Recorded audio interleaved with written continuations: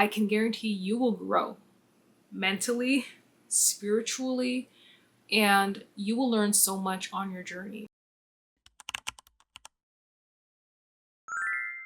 Hey everyone, welcome back to my channel. I posted on YouTube every single week for the past 3 months, and let's talk about it. I'm just gonna jump right into my analytics here. 28.7k views in the last 90 days, which is a 226% increase compared to the previous 90 days. For watch time, 758 hours, which is an increase by 132%. And subscribers, I have gained 155 subscribers, so a total of 305 amazing, beautiful, gorgeous girls.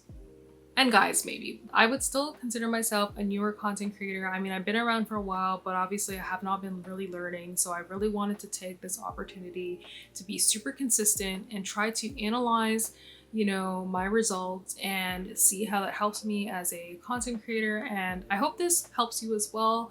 Hope you learned something from it today. All right, it wasn't easy, guys. Like, this was not easy. This was like having a part-time job on top of my full-time job. It just was not easy. Like, it definitely challenged me, but I do think it was so worth it. And if you're thinking about doing this, I highly recommend you do this, but not really for the reasons you think. I can't guarantee that you're gonna grow in terms of metrics, but I can guarantee you will grow mentally, spiritually, and you will learn so much on your journey. You will learn what works, what doesn't work, patterns, right? Everyone's situation is different because no two people make the same exact video. You're just gonna learn so much in that period. 12 weeks, that's 12 videos to look at. That's data. YouTube needs data. Once there's data, then things could be done. So you need to be consistent, because also, you know what, if you're consistent, you post every single week, you can definitely rule out the fact that consistency might be affecting your content. Now that we've kind of talked about why you should go ahead and do it, I do just want to discuss some things that I think are worth doing and things are, probably not the best, at least from my own experience. I would definitely recommend doing shorts. Shorts, super important strategy. If you're a TikToker or you post reels on Instagram, you need to take that content and put it on YouTube Shorts. I am not monetized, by the way. I just want to add that I'm not monetized, right? So part of this is for me to eventually get monetized, of course. But it doesn't really help me because the way that monetization works, you either go by your video watch hours or your Shorts views. Shorts views, you gotta have crazy views for this to work in a shorter period of time. Basically have a lot of viral shorts. If you're more of like a content creator that is kind of more focused on like lifestyle type of content or whatever it might be, you're probably gonna go more the video route. So that watch time, the watch hours, and that's definitely what I'm trying to do. So I will say though that it is worth it to still post your shorts. It can really help people discover your page. Almost every time that I've posted shorts, I've had like a new subscriber or 2 new subscribers, which might not seem like much, guys, but I have posted YouTube videos and like I have not seen like really much growth, barely even any views. But shorts, because they can get so much more views, right, in a smaller amount of time, that person who's coming to your page, right, through your shorts might think to themselves, hey, this was an interesting video. I'm gonna check out her page. I'm gonna like go see what other kinds of stuff she posts. It's a little bit easier to get feelers with shorts than with long form videos, because it's like not everyone wants to sit down and commit to like a whatever 10-minute long video. However long this video ends up being, I can guarantee you like most people are ready to just jump off, okay? Like after like the first 5 seconds, goodbye, and that's okay. So that's why shorts are really helpful in my opinion. So definitely do shorts. And the reason I had that spike mid-April is because I literally posted I think maybe 4 or 5 shorts in a week. Next, I would say try to like find a pattern in your top performing videos, okay? So the videos that get a lot of views, they get a lot of engagement, like make note of that. Even if it's just a mental note, like, oh, that video got a lot of comments. Oh, that video got a lot of views. Oh, it did really well, really fast. Like within the first week, it like popped off. Like try to take a note of that, or like the type of video it is. Like for me, I know what's in my bag videos tend to do really, really well. Okay, now I can't buy a purse every single week to do a video out of that. Kind of sucks, honestly. However, I know that it performs well. Okay, so that's something that I would definitely continue to do. I would definitely go on like YouTube or TikTok. Oh, that's my hair. I'm like, what is this thing here? I would definitely go on YouTube or TikTok or whatever and like look up whatever purse I'm interested in purchasing, because, you know, I want to look at the purse. I want to like check it out, see what fits in it, see what people are putting in there, especially if it's like a little purse. Like, what are you putting in there? You know, nosy as well. So there's that. So definitely, you know, consider those things. Consider searchable content. Okay, that's searchable content. That's why what's in my bag videos always do well. If you know that there's like more of those kind of like trends, you could definitely lean into those trends. You can definitely kind of like analyze patterns, like what people like. I know for me as well, people really, really like e-reader content. They like to learn about, you know, my Kobo e-reader. But yeah, so definitely try to like look for patterns in your videos, like what kinds of videos do the best. And you can do this by just literally repeating the video if you can. And it can tell you like, oh, so now I know that this kind of video did really well. If you're like niched already, lucky you. I just can't do it. I don't know how I'd have content every week in a single niche. Like, that's just not even a thing for me. So I understand that my growth might be slower, but I'm okay with that because I accept that, yes, I'll have a broader focus. Of course, if you want to grow fast, I would say niching does make more sense. One thing I learned, like as a newer creator, both on TikTok and on, you know, YouTube videos, is you need to just speed it up. Okay, get to the point.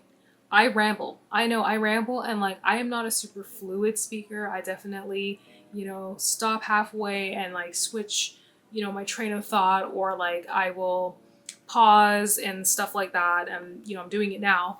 And it doesn't really help, okay? Like I find that we like content, we like it quick, fast, to the point. We have very, very little patience. People have very little patience. Don't underestimate that. And one thing about newer creators is they tend to like take forever to get to the point. They are gonna close out your video, swipe away, whatever. They don't have time for that, okay? Stop giving people enough credit that they really want to stay on your video and they don't even know who you are. Do you know what I mean? Okay. And that actually brings me to my next point. Searchability. I highly recommend searchability. I want to talk about how viewers found my videos because I think this is really, really important. Having a good thumbnail, good title, you know, those things really matter. Definitely look at what people are searching to get to your content. They'll search Coach Terry Hobo to like check out the bag, or you know, e-reader accessories or whatever it might be. I had to really get in on the searchability. Searchability is important. Okay, I mean, it depends on what kind of videos you make. For the types of videos I make, searchability is very important because people can actually search these things. They can actually search, you know, Coach Nolita 19, okay, or what's in my bag, or Kobo e-reader, or La Tafa Camera, right? Like, you know, they can get to my videos potentially through those search terms if I, you know, rank, you know, a certain way. But you see, it depends, right? Because if you make content that's like a little bit different, maybe you just do like, you know, hot takes or whatever. Those are really common on YouTube. You know, nobody's gonna really search hot takes, okay? Like you're not gonna know what to search, okay? Like, so it depends on your content type. I would say if you're gonna do a vlog, in my opinion, just my opinion, try to keep it short and try to make sure it's still kind of relevant. Like, you know, there's something for somebody. Like people, you guys have to understand, like, people, I don't want to say people are selfish, but people are there to like get something out of your content. Most of the content creators that I like that are more like lifestyle oriented, the only reason I give a damn about them is because there was like one video I probably watched years ago that got me into them. Maybe they were talking about perfumes. I'm like, oh, okay, they were interesting, or that was cool. Like, I'm gonna check out their channel. So don't underestimate that. Remember this. People don't really have to subscribe to your content, okay? They might just watch your content even on a consistent basis and not subscribe. Now, of course, as a new content creator, subscribing obviously matters. You need subscribers, right? This is part of the metric. However, I wouldn't worry too much about that. Getting that watch time metric is probably a little more important because you have like a certain, you know, you also have like a timeline for that as well. I think it's at like 365 days. You have to get that like metric down. So you know, the subs will come, but I feel like that watch time is a little bit more important. Have people sit there and watch your videos matters immensely, and that's why YouTube, I think, makes that a metric. So anyways, guys, that's basically it. I don't think I have any other tips, but you know, just do it, okay? Like, I feel like it's so worth it. You'll learn so much, and especially for your own particular content and channel, you can rule out inconsistency if you post consistently, right? Okay, so make sure you do that so you can give yourself a fighting chance, because it is saturated. I mean, YouTube is super saturated. Everybody and their mom wants to be a content creator, okay? And a YouTuber at that. Show up for your subscribers, show up for, you know, your potential audience, and really just get yourself out there. I do it every single week. Now, will I still post every single week? I might do every 2 weeks. It's a lot, like I mentioned, and I do want to try to like strategize a little more with like my other platforms. So, you know, it takes away from, you know, focusing on this to some degree. Yeah, that's basically it. I hope this video helped. I hope you learned something. I feel like I progressively am like moving back away from my camera. We're all in this together, so I hope this, I mean, I hope this video helps somebody out there trying to like build their YouTube channel. And if it did help you, please let me know. And if you want to see some of my like regular programming with like, you know, the cozy girl vibe stuff, like don't forget to subscribe, of course, and like this video. Thanks guys, bye!